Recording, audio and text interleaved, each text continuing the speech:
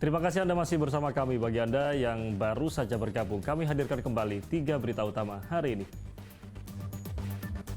Harga kedelai impor naik, perajin tahu dan tempe di Sragen kebingungan karena omset mereka anjlok. Di tengah naiknya harga cabai, petani cabai di Kabupaten Semarang bukannya untung malah buntung, mereka gagal panen. Kurangi kepadatan kendaraan, Pemkot Solo siapkan bus antar jemput bertarif murah bagi penonton yang ingin menyaksikan pertandingan Piala Dunia U17.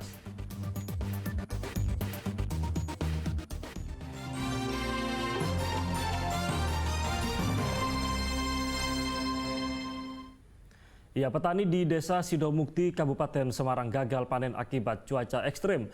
Tanaman cabai mereka mati dan rusak sehingga petani merugi. Nasib petani cabai di Desa Sidomukti, Bandungan, Kabupaten Semarang pada musim panen kali ini belum beruntung. Di tengah harga cabai yang sedang tinggi, petani cabai di desa ini malah gagal panen.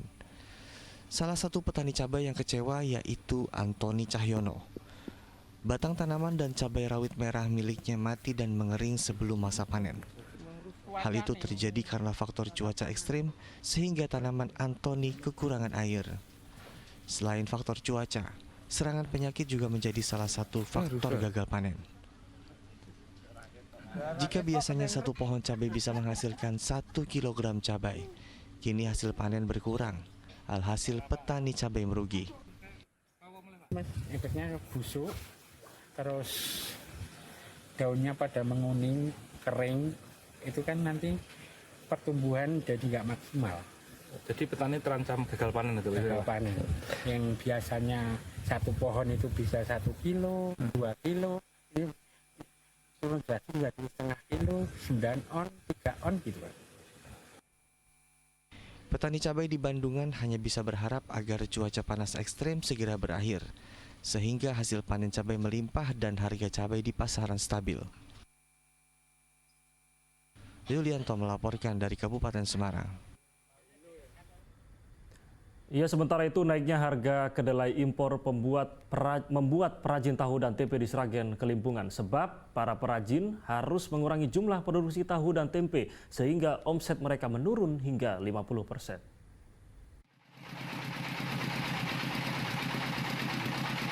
Tak hanya beras dan cabai yang naik, harga kedelai impor di pasaran juga mengalami hal serupa. Harga kedelai di pasaran saat ini naik, dijual seharga Rp12.500 hingga Rp13.000 per kilogram.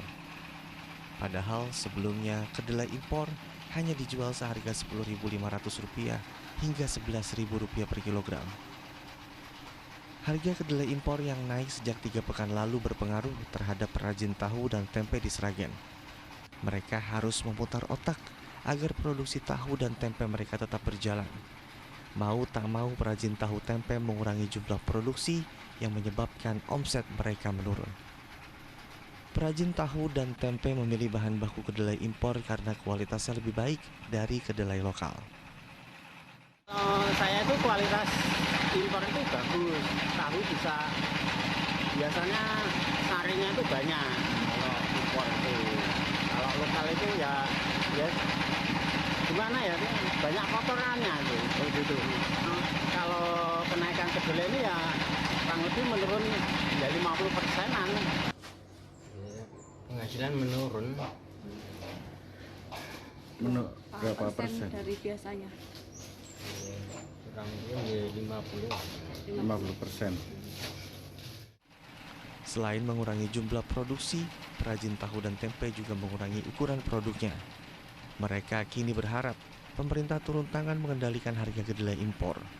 Karena jika harga kedelai impor terus meroket, usaha produksi rumahan tahu dan tempe terancam gulung tikar. Heri Prasetyo melaporkan dari Sragen.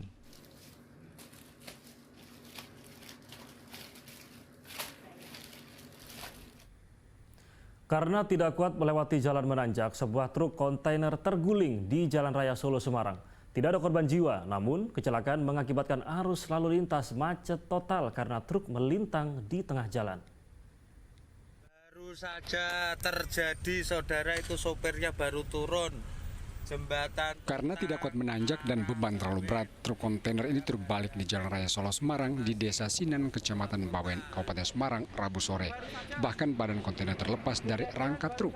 Sebuah minibus yang berada di belakang pun ikut tertabrak. Akibat kecelakaan arus lalu lintas dari arah Semarang, macet total lantaran badan kontainer menutupi badan jalan.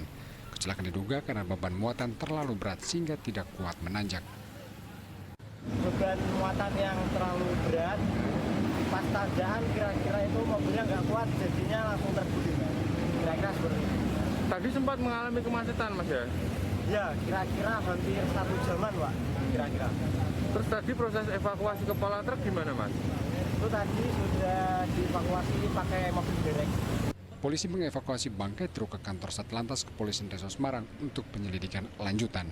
Yulianto melaporkan dari Kabupaten Semarang.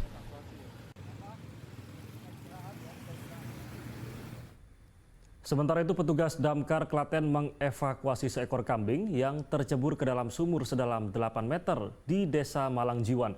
Petugas butuh waktu 1 jam untuk mengangkat kambing dalam kondisi hidup.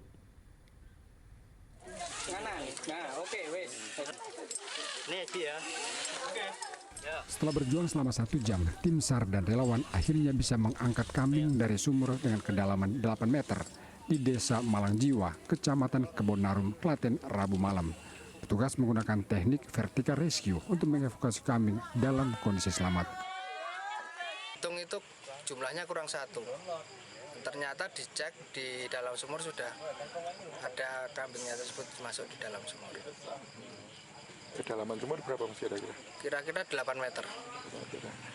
Dengan evakuasi teknik apa dan berapa lama Mas? Untuk evakuasi kita memakai teknik vertical rescue dengan proses penyelamatan kira-kira 1 jam. Pemilik kambing mengaku baru mengetahui salah satu kambingnya hilang saat hendak memberi pakan. Setelah dicari, ia menemukan kambing sudah tercebur ke dalam sumur. Kasih pakan, masukkan ke kandang, saya hitung kurang 1. Jumlah total 12, masukkan ke kandang cuma 11. Yang 1 saya cariin, tahu-tahu masuk ke dalam sumur. Kalau biasanya itu kambingnya itu di dalam kandang terus atau di gembala Pak? Di umbar. Sehari-hari Haryanto biasanya melepaskan kambing dari kandang untuk mencari pakan sendiri. Diduga kambing tercebur saat kembali ke kandang pada sore hari. Krisnagung melaporkan dari Klaten.